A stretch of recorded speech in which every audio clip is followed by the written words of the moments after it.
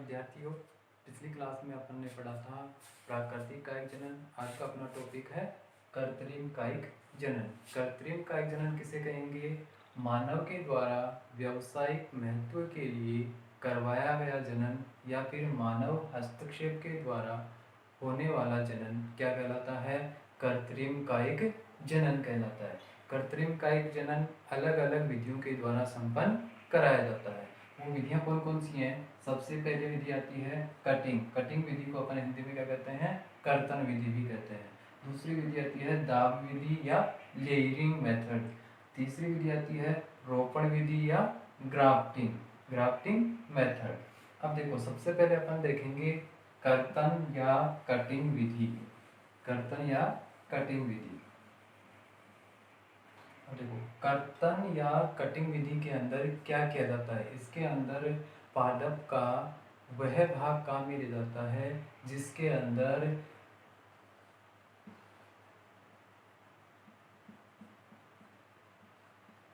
Node व internode उपस्थित होते हैं। नोड व इंटरनोड उपस्थित होते हैं। अब देखो, नोड या इंटरनोड क्या होते हैं? नोड को बोलते हैं अपन पर्व और इंटरनोड क्या होगी? पर्व संधि। ऐसे पादप जिनके तने या मूल के अंदर इंटरनोड, नोड, पर्व या पर्व संधि उपस्थित होती है। दो पर्वों को जोड़ने वाले स्थान को अपन क्या कहेंगे? पर्व संधि कहते हैं। अब देखो, इस विधि के अंदर क्या करते हैं? किसी पादप के पर्व संधि वाले भाग को अपन क्या करते हैं? काट कर अलग कर लेते हैं। अलग करके क्या करेंगे? इसको भूमि के अंदर ग्रो करवा देंगे और कुछ समय पश्चात, कुछ सप्ताह के पश्चात क्या करता है? यह भाग नए पादप के रूप में विकसित हो जाता है। इस विधि के अंदर दो प्रकार से काम में ली जाती है, यानी कि यह विधि दो प्रकार से काम में ली जाती है। एक तो होती है तना के किसी भाग को अलग करके, दूसरी होती है मूल के किसी भाग को अलग करके। तना के लिए सबसे बढ़िया उदाहरण होता है गन्ना। गन्ना की खेती की जाती है, तो गन्ना की खेती करने के दौरान क्या करते हैं? गन्ना के तने को अनेक भागों के अंदर काट लिया जाता है और उसको क्या कर देते हैं? भूमि के अंदर उगा देते हैं। इस प्रकार से कटिंग विधि के अंदर तने के भाग को अनेक भागों में कट कर लिया जाता है और उसको भूमि के अंदर उगाया जाता है। दूसरा होता है मूल। मूल के उदाहरण आते हैं अपने नींबू है, अमरूद है आदि। नींबू, अमरूद आदि पादपों की जड़ों के नोड व इंटरनोड वाले भाग को छोटे छोटे टुकड़ों में अपन काट कर अलग कर लेते हैं और उसको भूमि के अंदर उगाते हैं, जिससे क्या होता है? नए पादप का निर्माण हो जाता है। इस प्रकार से क्या होगी? कटिंग विधि को कृत्रिम कायिक जनन के रूप में काम में लिया जाता है। दूसरी विधि कौन सी आती है अपनी? कटिंग के बाद में अपनी दूसरी विधि कौन सी होगी? ग्राफ्टिंग या रोपण विधि। रोपण या ग्राफ्टिंग विधि।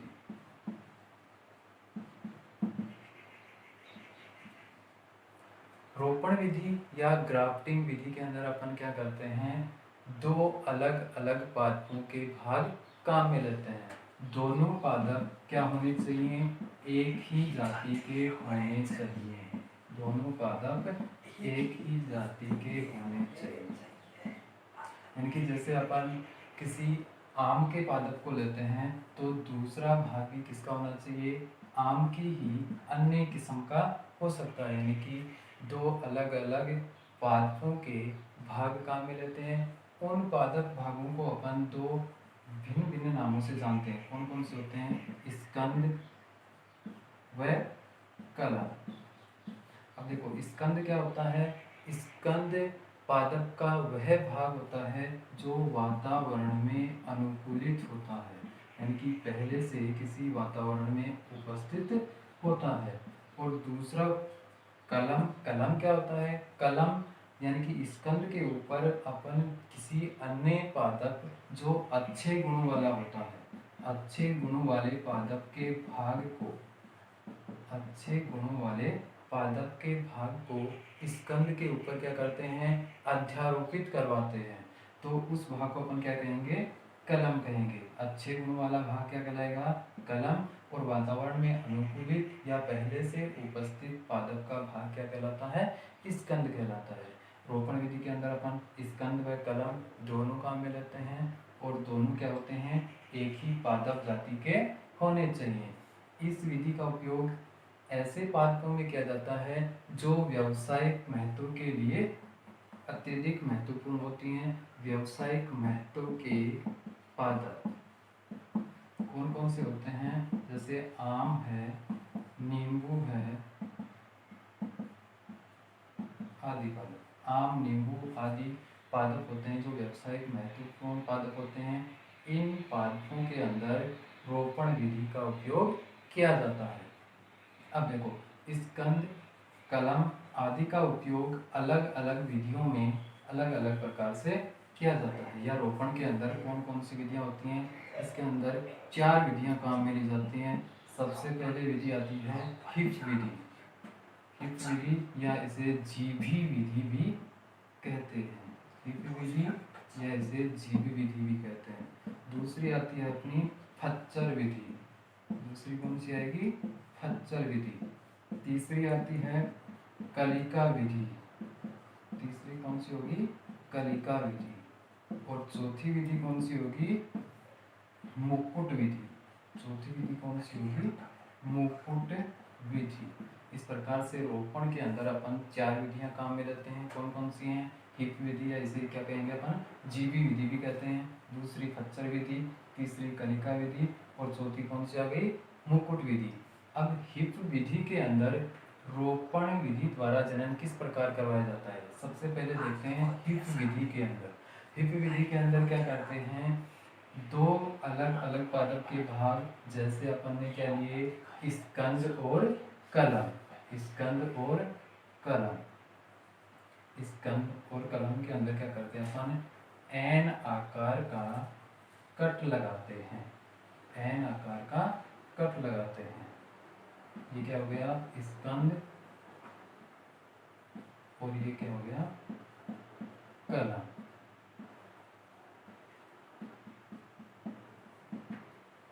दोनों के मध्य किस प्रकार का कट लगाया अपन ने? एन आकार का कट। एन आकार का कट लगाने के अलावा हिप विधि के अंदर एक और बात का ध्यान रखना आवश्यक होता है। वो कौन सी है? यानी कि जो कलम और स्कंद अपन ने ली है, दोनों क्या होनी चाहिए? समान व्यास की होनी चाहिए। समान व्यास की होनी चाहिए। कलम और स्कंद के बीच एन आकार का कट लगाया जाता है। कलम और स्कंद किस प्रकार की होती हैं? समान व्यास की होती हैं। अब दोनों कलम व स्कंद के कट वाले स्थान को अपन इस प्रकार से जोड़ते हैं कि दोनों के संवहन बंडल आपस में सही प्रकार से जुड़ जाएं। दोनों को जोड़ने के पश्चात अपन क्या करेंगे?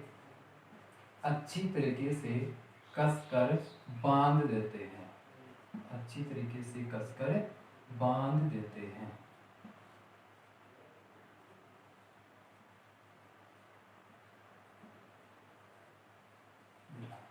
यानी कि कलम व स्कंद दोनों को आपस में इस प्रकार जोड़ते हैं कि दोनों के संवहन बंडल आपस में जुड़ जाएं और इसको जोड़ने के पश्चात रस्सी की सहायता से कसकर बांध दिया जाता है। अब कुछ सप्ताह के पश्चात क्या होता है? इस वाले भाग से यानी कि कलम वाले भाग से कलिकाएं विकसित होती हैं और कलिकाएं विकसित होने के पश्चात में एक संपूर्ण पादप का निर्माण हो जाता है। इस प्रकार से हिप विधि, जीवी विधि, इसके अंदर कलम व स्कंद समान व्यास के काम में लिए जाते हैं और एन आकार का कट लगाया जाता है। अब देखो, सभी विधियों के अंदर यही प्रोसेस काम में आती है। केवल इनके अंदर जो अंतर होता है वो क्या होता है? कट लगाने का अंतर होता है। यानी कि अलग अलग आकार के कट लगाए जाते हैं। और बाद वाली प्रोसेस जो होती है, दोनों कलम व स्कंद को जोड़ना व इनको रस्सी से कसकर बांधना। और कुछ सप्ताह के पश्चात क्या होता है? सभी के अंदर नए पादप का निर्माण हो जाता है। अब देखो, इसके बाद में दूसरी विधि कौन सी काम में ली जाती है? फच्चर विधि। फच्चर विधि के अंदर भी क्या होता है? समान आकार के कलम व स्कंद काम में लिए जाते हैं। लेकिन इसके अंदर अंतर क्या होगा, इस विधि के अंदर वी आकार का कट लगाया जाता है, वी आकार का कट लगाया जाता है। फच्चर विधि के अंदर, हिप विधि के अंदर अंदर अंतर क्या हो गया, इसके अंदर एन आकार का कट लगाया जाता है और इसके अंदर वी आकार का कट लगाया जाता है, जबकि कलम व स्कंद समान व्यास के दोनों के अंदर ही पाए जाते हैं। तीसरा हो गया कलिका विधि। कलिका विधि के अंदर क्या काम में लेते हैं अपन, कलम और स्कंद वही समान व्यास के, कलम और स्कंद समान व्यास के, समव्यासी। कलिका विधि के अंदर भी अपन क्या करेंगे, कलम व स्कंद समव्यासी लेंगे। लेकिन इस विधि के अंदर अंतर क्या आएगा, इस विधि के अंदर टी आकार का कट लगाया जाता है। अब देखो अपन ने तीन विधियां पढ़ी, हिप विधि या इसे जीवी विधि भी कहते हैं, फच्चर विधि, कलिका विधि। इन तीनों के अंदर समान बात क्या होगी कि अपन कलम और स्कंद लेंगे, वो क्या होगी, समव्यासी होंगे। और इसके अंदर अंतर वाली बात कौन सी होगी, हिप विधि के अंदर एन आकार का कट, फच्चर विधि के अंदर वी आकार का कट और कलिका विधि के अंदर टी आकार का कट लगाया जाता है। कट लगाने के पश्चात आगे की प्रोसेस तीनों के अंदर सेम होती है, यानी कि कट वाले स्थान पर कलम व स्कंद को अच्छी तरह से जोड़ देते हैं ताकि इनके संवहन बंडल आपस में जुड़ जाए। जुड़ने के पश्चात अपन क्या करेंगे, रस्सी की सहायता से कसकर बांध देंगे। कुछ सप्ताह के पश्चात क्या होता है, नए पादप का निर्माण हो जाता है। अब अपनी लास्ट विधि बचती है एक मुकुट विधि। मुकुट विधि इन तीनों विधियों से थोड़ी सी डिफरेंट है। डिफरेंट क्या होता है, इसके अंदर जो कलम और स्कंद लेते हैं, कलम और स्कंद लेते हैं, दोनों भिन्न भिन्न व्यास के होते हैं, यानी कि अलग अलग व्यास के होते हैं। कलम व स्कंद क्या हो गए, अलग अलग व्यास के होते हैं। इन तीनों के अंदर क्या होता था, कलम व स्कंद दोनों समान व्यासी होते थे या समव्यासी होते थे। अब इसके अंदर क्या होते हैं, एक ही स्कंद के ऊपर, एक ही स्कंद के ऊपर अनेक कलम उगाई जा सकती हैं। इस विधि के अंदर क्या होगा, एक ही स्कंद पर अनेक कलम उगाई जा सकती हैं, जबकि इन तीनों विधियों के अंदर क्या होता था, एक स्कंद पर केवल एक ही कलम अध्यारोपित की जा सकती थी। अब देखो इसके अंदर क्या होता है, एक स्कंद होता है, उसके ऊपर अनेक कलम अध्यारोपित की जा सकती है। ये क्या हो गई, कलम, और ये क्या हो गया, स्कंद। यानी कि स्कंद और कलम दोनों भिन्न भिन्न व्यास के होते हैं। जो स्कंद होता है इसका व्यास थोड़ा सा अधिक होता है, कलम का व्यास क्या होता है, कम होता है। एक ही स्कंद के ऊपर अपन क्या करते हैं, अनेक कलम अध्यारोपित कर सकते हैं। इस प्रकार से रोपण विधि के अंदर 4 विधियां काम में ली जाती हैं, हिप विधि, फच्चर विधि, कलिका विधि और मुकुट विधि। अब देखो इसके बाद में अपनी कृत्रिम कायिक जनन की तीसरी विधि, तीसरी विधि कौन सी आएगी, दाब विधि या लेयरिंग। तीसरी विधि कौन सी आएगी, दाब विधि या लेयरिंग। अब देखो दाब विधि इसे क्यों कहते हैं, या दाब विधि के अंदर अपन कौन सी प्रक्रिया काम में लेते हैं। दाब विधि के अंदर क्या होता है, पादप के किसी भी भाग को या शाखा को लेते हैं अपन, उसके किसी पर्टिकुलर स्थान पर चाकू की सहायता से अपन कट लगाते हैं। कट क्या लगाते हैं, यहाँ की छाल को अपन क्या कर देते हैं, हटा देते हैं, छाल को हटा देते हैं। छाल को हटाते समय अपन को इस बात का ध्यान रखना होता है कि इसके संवहन बंडल पर कोई प्रभाव न पड़े या उसके अंदर कोई कट नहीं लगना चाहिए, क्योंकि यदि संवहन बंडल के अंदर कट लग गया, संवहन पूल के अंदर कट लग गया तो क्या होगा, खनिज पोषण व जल का आदान प्रदान क्या हो जाएगा, डिस्टर्ब हो जाएगा या प्रभावित हो जाएगा। इसलिए अपन को संवहन पूल को सुरक्षित रखते हुए छाल को हटाना होता है। छाल को हटाने के पश्चात क्या करते हैं, इसके ऊपर रुई का लेप कर दिया जाता है या रुई को लपेट दिया जाता है। रुई को लपेटने के पश्चात क्या करेंगे, इसके ऊपर रस्सी से अच्छी तरीके से कसकर बांध दिया जाता है। यहाँ पर क्या है, रुई, और इसको रस्सी से कसकर बांध दिया जाता है। अब इस विधि के अंदर एक प्रक्रिया काम में ली जाती है। वो प्रक्रिया कौन सी होती है कि जहाँ पर अपन ने रुई व रस्सी को बांधा है उस स्थान पर पानी का लगातार गिरते रहना आवश्यक होता है। तो उसके लिए अपन क्या करते हैं, जैसे अपन किसी शाखा को लेते हैं और शाखा के ऊपर कट लगाते हैं, तो उसकी ऊपर वाली शाखा पर या तो बोतल या फिर कोई मटका छेद करके बांध देते हैं और उसके द्वारा पानी कंटिन्यू उसके ऊपर क्या रहता है, गिरता रहता है। कुछ सप्ताह के पश्चात क्या होता है, इस वाले स्थान पर अपस्थानिक मूलें विकसित होती हैं। क्या होती हैं, अपस्थानिक मूलें विकसित होती हैं। अपस्थानिक मूलें विकसित होने के पश्चात अपन इस वाले भाग को शाखा से क्या कर लेंगे, अलग कर लेंगे। अलग करने के पश्चात इसको क्या कर देंगे, भूमि के अंदर ग्रो करवा देंगे और वहां से क्या हो जाएगा, नए पादप का निर्माण हो जाएगा। अब देखो दाब विधि भी दो प्रकार से संपन्न करवाई जाती है या दो विधियां इसके अंदर काम में ली जाती हैं। सबसे पहले होती है टीला विधि या माउंड लेयरिंग, टीला विधि या माउंड लेयरिंग। दूसरी कौन सी होती है, वायु दाब विधि, वायु दाब या इसे गट्टी विधि भी कहा जाता है। दाब विधि के अंदर दो विधियां काम में ली जाती हैं, टीला विधि, वायु दाब विधि या गट्टी विधि।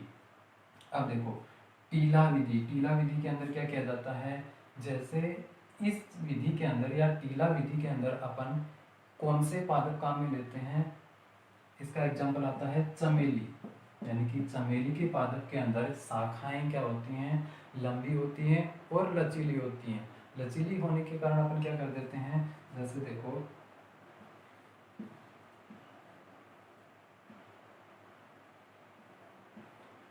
ये कोई चमेली का पादप है, इसकी शाखाओं को अपन नीचे झुकाकर मिट्टी के टीले के अंदर दबा देते हैं। ये क्या हो गया, मिट्टी का टीला, ये हो गई शाखा।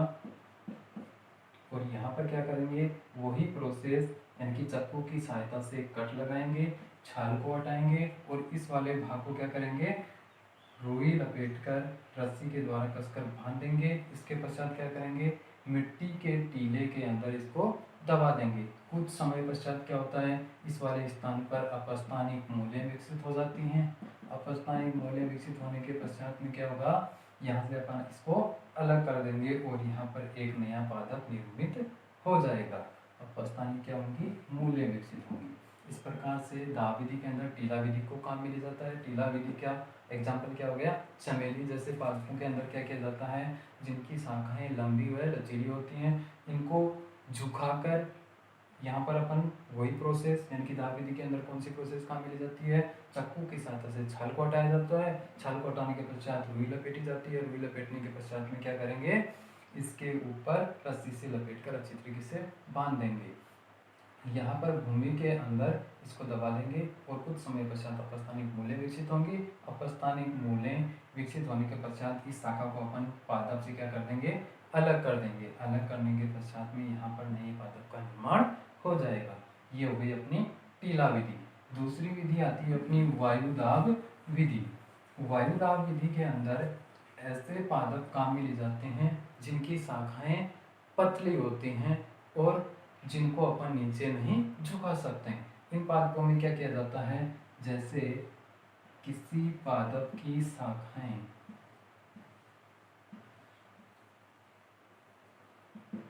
देखो, इस शाखा के ऊपर अपन क्या करेंगे, चाकू की सहायता से कट लगाएंगे। चाकू की सहायता से कट लगाएंगे, यहाँ पर क्या लगा देंगे, रुई लगा देंगे। रुई लगाने के पश्चात इसके ऊपर वाली शाखा पर अपन क्या करेंगे, किसी बोतल को छेद करके बांध दिया जाता है और इससे लगातार क्या रहता है, पानी गिरता रहता है, जिससे इसके ऊपर क्या रहती है, नमी बनी रहती है। नमी बनी रहने के पश्चात में क्या होगा, यहाँ पर अपस्थानिक मूलें विकसित होंगी। अपस्थानिक मूलें विकसित हो जाने के पश्चात अपन क्या करेंगे, इस वाले भाग को यहाँ से अलग कर लेंगे। अलग करने के पश्चात में क्या करेंगे, इसको भूमि के अंदर ग्रो करवाएंगे तो नई पादप का निर्माण हो जाएगा।